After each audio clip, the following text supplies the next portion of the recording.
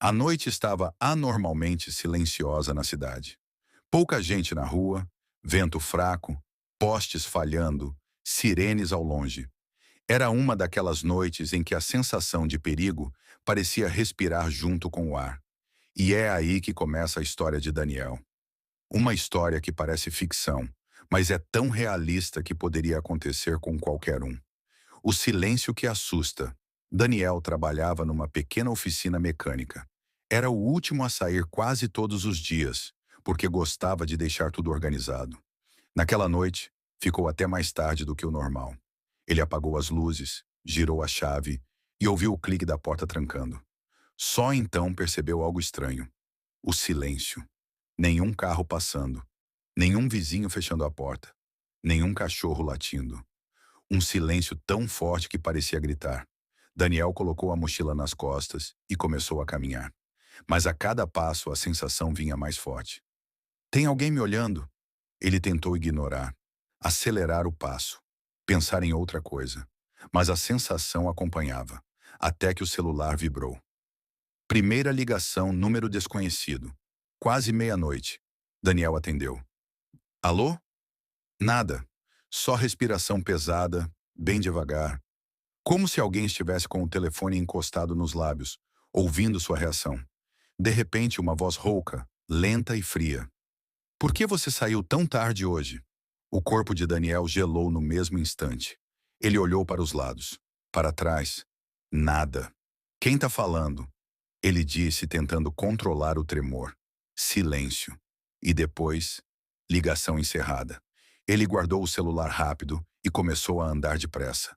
Mas o coração batia tão forte que ele sentia o pulso na ponta dos dedos. Ao virar a esquina, Daniel viu um carro preto parado com os faróis apagados, motor ligado, vidros escuros. Ele não conhecia o carro. Não era de nenhum vizinho. Ao passar na frente, o vidro do passageiro desceu bem devagar. Só dava para ver um par de olhos, fixos nele, sem piscar. Daniel acelerou o passo. O carro também. Ele virou outra rua. O carro virou junto, sempre a mesma distância. Nem mais perto, nem mais longe. Era como se estivesse sendo seguido, de propósito, com calma, com prazer. O celular vibrou de novo. A mão dele tremia, mas ele atendeu. Dessa vez a voz veio mais clara. Você não devia ter feito aquilo, Daniel. O sangue sumiu do rosto dele. Quem é você? Que história é essa? A voz respondeu suave. A gente vai conversar, como combinamos. Ligação caiu. Antes que ele pudesse entender o que estava acontecendo, o carro acelerou e veio em sua direção. Não para atropelar, mas para pressionar, para assustar, como um predador brincando com a presa. Daniel correu. Ele entrou no primeiro lugar iluminado que encontrou. Um posto de gasolina 24 horas.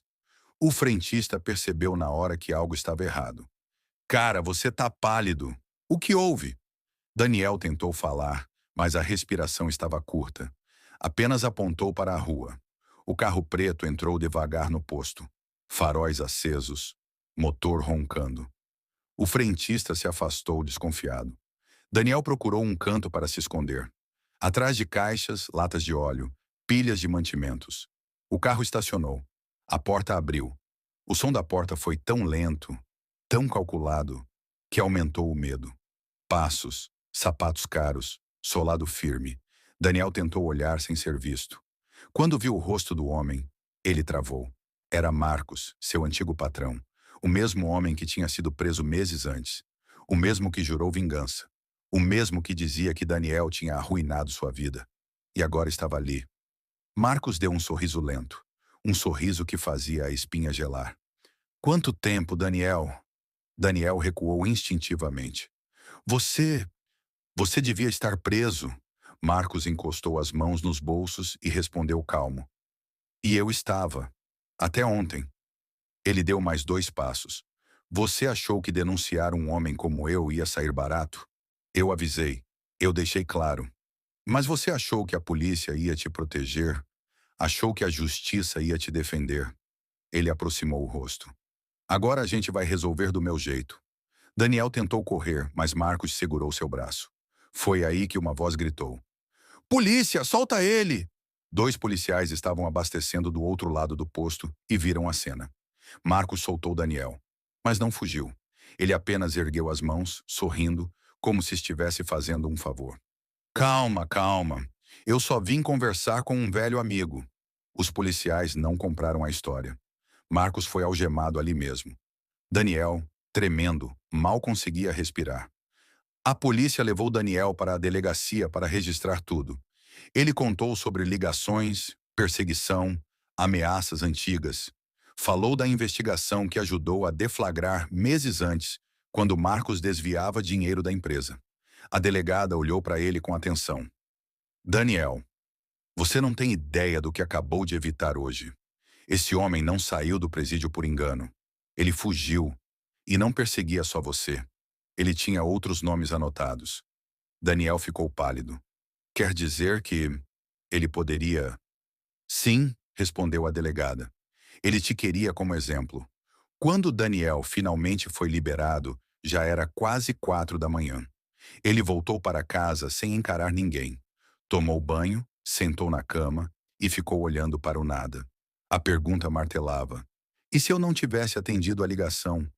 E se os policiais não estivessem no posto? E se Marcos tivesse conseguido me levar? Ele percebeu que esteve a poucos minutos de desaparecer, sem deixar pistas, e que só sobreviveu por causa de pequenos detalhes. A rua vazia, a intuição, o posto aberto, os policiais no momento certo, mas principalmente porque ele não ignorou o sinal. Na manhã seguinte, Daniel recebeu outra ligação, dessa vez da delegada. Daniel, encontramos o celular do Marcos. Ele monitorava você há semanas. Sabia seus horários, seus caminhos, seus amigos. Daniel sentiu o peso da informação. A delegada continuou. Se você tivesse ignorado o que sentiu ontem, nós provavelmente não estaríamos conversando agora. Daniel desligou o telefone, foi até a janela e observou o nascer do sol. A vida continuava, carros passando, gente indo trabalhar, crianças indo para a escola. Mas ele sabia que algo dentro dele nunca seria igual. O perigo não avisa. Ele observa, espera e escolhe o momento certo. Mas também sabia de outra coisa. A intuição salva. A atenção salva. Ouvir aquele algo errado salva. E naquele dia, Daniel fez uma promessa a si mesmo. Nunca mais vou ignorar os sinais. Semanas depois, caminhando à noite novamente, Daniel passou pelo mesmo posto. O frentista reconheceu e acenou. Cara, aquele dia foi pesado, hein? Você tá bem? Daniel respirou fundo e respondeu. Tô vivo, e isso já é muito. O frentista riu, mas antes de virar para atender outro cliente disse. Ah, só para você saber. Aquela noite, o carro preto. Você não foi o primeiro a ser seguido. Daniel arregalou os olhos. Como assim? O frentista completou. 2 dias antes, uma mulher correu aqui pedindo ajuda. O mesmo carro. Mesma descrição. Daniel sentiu um arrepio subir pela nuca. Um arrepio conhecido. Porque agora ele sabia.